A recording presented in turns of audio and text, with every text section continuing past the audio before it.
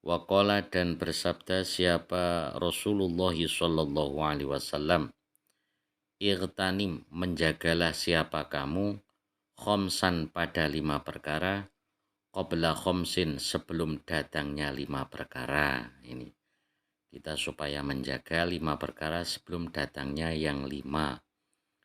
Syababaka waktu mudamu qabla haromika sebelum tuamu. Wasihataka dan sehatmu qabla sakomika sebelum sakitmu.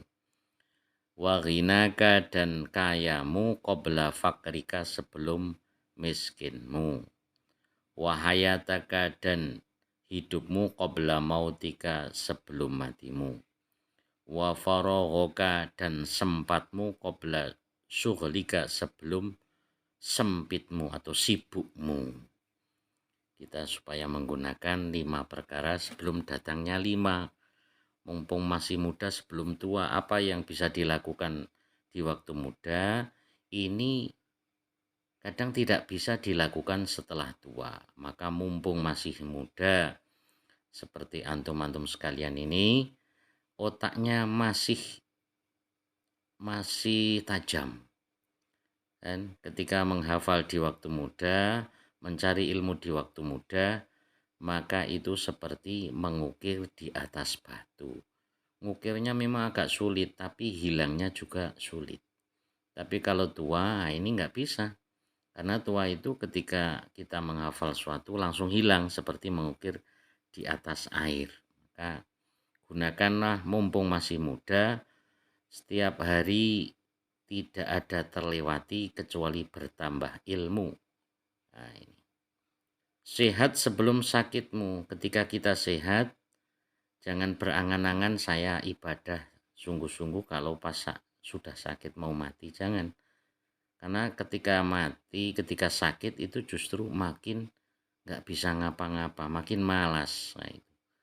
Maka orang yang biasanya di waktu sehatnya melakukan kebaikan, di sakitnya akan dimudahkan oleh Allah melakukan kebaikan. Waghina qabla fakrika, kayamu sebelum miskinmu. Ai if'al, yakni lakukanlah at-tasadduqo, sodakoh bima dengan perkara fadula yang sisa apama an hajatin dari hajat. Jadi mumpung kita masih ada harta, gunakan untuk sedekah sebelum nanti menjadi fakir, nggak punya apa-apa. Sampai mati pun baru mau sedekah. Nah, ini sangat-sangat penting sekali.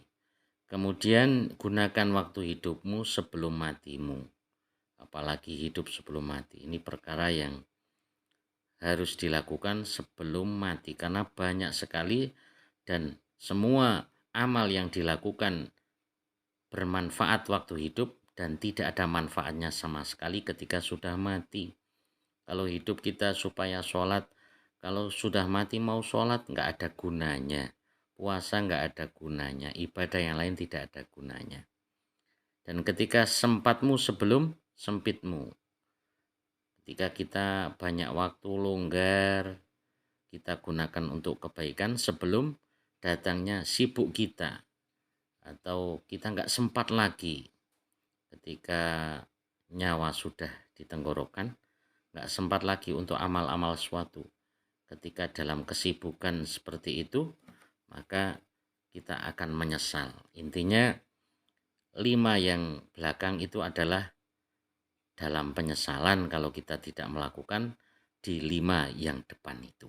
Insya Allah mudah-mudahan diberi kekuatan oleh Allah untuk menggunakan waktu 5 sebelum datangnya yang 5.